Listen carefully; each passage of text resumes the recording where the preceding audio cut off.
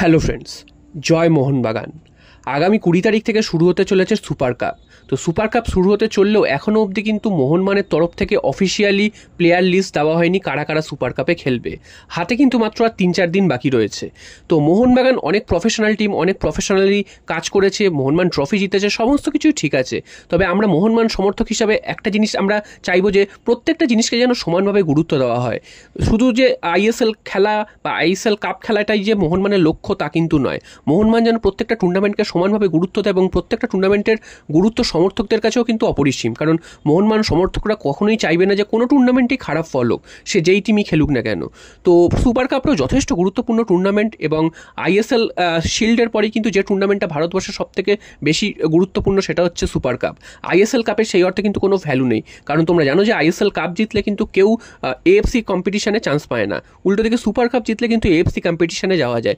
সে কারণে এএফসি টুর্নামেন্টটা কিন্তু যথেষ্ট সুপার কাপ টুর্নামেন্টটা যথেষ্ট গুরুত্বপূর্ণ ভারতীয় ফুটবলের নিরিখে। তো সেই সুপার কাপকে এতটাই গুরুত্বহীন করে দিচ্ছে কেন মোহনবাগান, সেটা বোঝা যাচ্ছে না। হাতে কিন্তু 3 থেকে 4 দিন বাকি, এখনও অবধি কোনো টিম লিস্ট জানা যায়নি। যেগুলো জানা যাচ্ছে সেগুলো কিন্তু সবই আনঅফিসিয়ালি। এবং এখন কিন্তু জানা যাচ্ছে, যেটা তোমাদের গতকালও জানিয়েছিলাম, যে মোহনবাগানের কোচ সম্ভবত হোসে মলিনা, তিনি থাকবেন না সুপার কাপে। মোহনবাগানের কোচের দায়িত্ব দেওয়া হবে বাস্তব রায়কে এবং সহকারী কোচ অর্থাৎ অ্যাসিস্ট্যান্ট কোচ হবেন কিন্তু ডেগি কার্ডোজো, যিনি কিনা কিছুদিন আগেই আরএফডিএলে জিতলেন।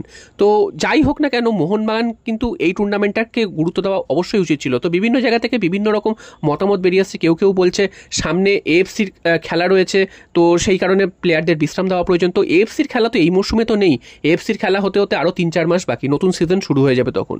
তো আর 3-4টে ম্যাচের ব্যাপার সুপার কাপ। তো এখানে কেন আমাদের টিম এরকম ছন্ন ছাড়া একটা মনোভাব দেখাবে, যেখানে বেঙ্গালুরু এফসি অলরেডি তাদের প্লেয়ার লিস্ট ঘোষণা করে দিয়েছে কারা কারা খেলছে। সেখানে দেখা যাচ্ছে ফুল টিম নিয়েই তারা কিন্তু খেলতে নামছে। এবং মোহনবাগানের বিরুদ্ধে যে চার্চিল ব্রাদার্সের খেলা হওয়ার কথা ছিল, চার্চিল ব্রাদার্স খেলবে না বলে তারা জানিয়েছিল। তবে এখন যেটা ভেতরে অর্থাৎ আনঅফিসিয়ালি যে খবরটা জানা যাচ্ছে, তারা কিন্তু সবাই মানে আই লিগের প্রত্যেকটা দলই কিন্তু পুরো তারা প্লেয়ারদের রেজিস্ট্রেশন পাঠিয়ে দিয়েছে, কোন কোন প্লেয়ার খেলবে কি খেলবে না সেটা কিন্তু পাঠিয়ে দিয়েছে।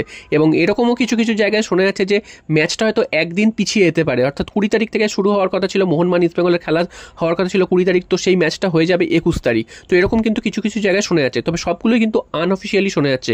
অফিসিয়ালি কিন্তু কোথাও থেকে কিছু জানানো হচ্ছে না এবং অফিসিয়ালি কোনো নিউজও কিন্তু দেওয়া হচ্ছে না।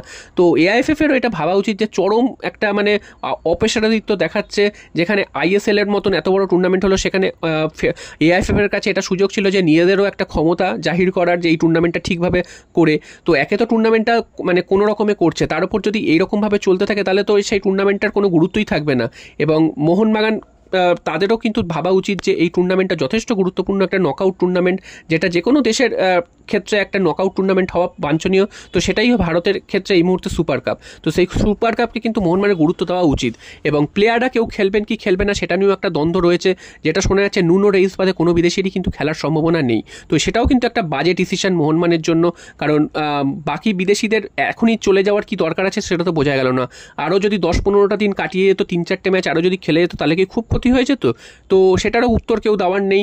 এবং ম্যানেজমেন্ট এত ভালো কাজ করেছে, তারপর কিন্তু এইসব যে ডিসিশনগুলো তারা নিচ্ছে, এখানে কিন্তু ম্যানেজমেন্টের যে অপেশাদারিত্ব সেটা কিন্তু বারবার প্রমাণ হয়ে যাচ্ছে। তো বেশ কিছু ম্যানেজমেন্টের ভুল রয়েছে, যেমন সব টুর্নামেন্টকে সমানভাবে গুরুত্ব না দেওয়া, ঠিক মতন প্রি সিজন শুরু না করা, প্লেয়ারদের যখন খুশি তখন আসছে যাচ্ছে চলে যাচ্ছে, এই জিনিসগুলোকে কন্ট্রোল না করা, এইগুলো কিন্তু যথেষ্ট খারাপ জিনিস।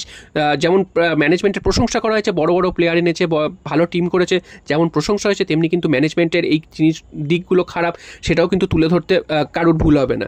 তো এটা কিন্তু ভাবা উচিত ম্যানেজমেন্টকে, যে মোহনবাগান সমর্থকরা কিন্তু কোনো টুর্নামেন্ট হারতে চায় না এবং তারা কিন্তু যে কোনো টুর্নামেন্টের প্রত্যেকটা ম্যাচ জিততে চায়। হ্যাঁ, প্রত্যেকটা ম্যাচ জেতার সম্ভাবনা সেটা ঠিকই, তবে সেই চেষ্টাটা তো থাকবে, সেই চেষ্টাটাই তো এদের মধ্যে নেই।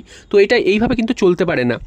তো আমরা মোহনবাগান সমর্থক হিসাবে দাবি জানাচ্ছি, যেভাবেই হোক পুরো টিম যেন নামানো হয় সুপার কাপে এবং ম্যানেজমেন্টের কাছে যেন এই বার্তাটা যায়, এবং ভারতীয় যারা প্লেয়ার রয়েছে তারাও যেন পুরো সব প্লেয়াররা নামে, এবং অবশ্যই আরএফডিএলে যারা খেলেছে তাদেরকে যে সুযোগ দেওয়ার কথা বলা হচ্ছে, অবশ্যই তাদের সুযোগ দিক, তবে সেটা রোটেশন অনুযায়ী।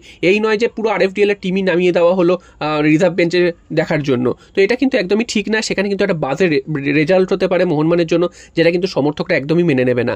আর একটা আছে যে ডার্বি হওয়ার একটা সম্ভাবনা রয়েছে, তো ডার্বি যদি হয় সেক্ষেত্রে তাহলে মোহনবাগান কী দল নামাবে? কারণ ইস্ট বেঙ্গলের বিরুদ্ধে কোনো মোহনবাগান সমর্থকই চাইবে না যে হেরে যাক, সে যে দলই নামিয়ে খেলা হোক না কেন, এবং ইতিহাসের পাতায় কিন্তু লেখা থাকবে যে ম্যাচের রেজাল্টটা।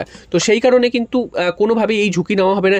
এমনও কোনো জায়গায় শোনা যাচ্ছিল যে যদি ইস্ট বেঙ্গলের সামনে খেলা হয়, অর্থাৎ ডার্বি ম্যাচ হয়ে যায়, সেক্ষেত্রে কিন্তু মোহনবাগান তাদের পুরো দল নামাবে।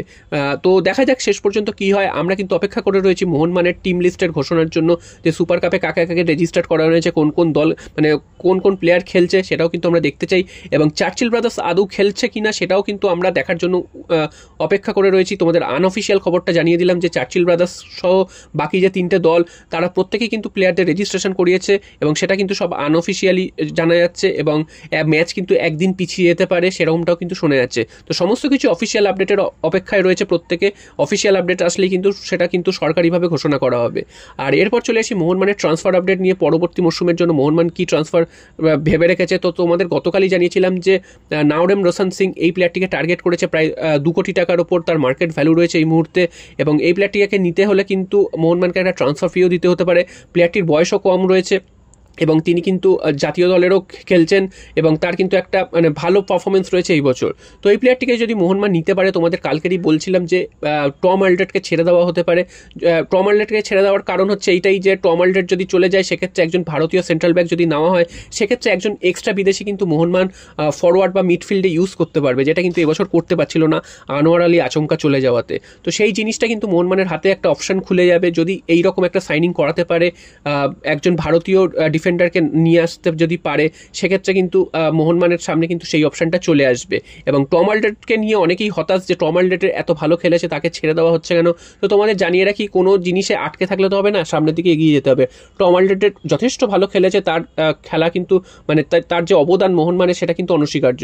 তো টম আলড্রেটের বয়সটাও হয়েছে, এবং তাকে ছেড়ে যদি মোহনবাগান আরও ভালো কোনো কিছু ডিসিশন নিতে পারে তাহলে সেক্ষেত্রে তো ভালোই হবে।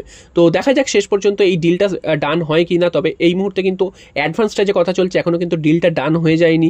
তো আমরা আশা করছি বেশ কিছুদিনের মধ্যে কিন্তু আমরা এই আপডেটটা পেয়ে যাবো যে ডিলটা ডান হয়েছে কিনা বা ক্র্যাক করতে পেরেছে কিনা মোহনবাগান।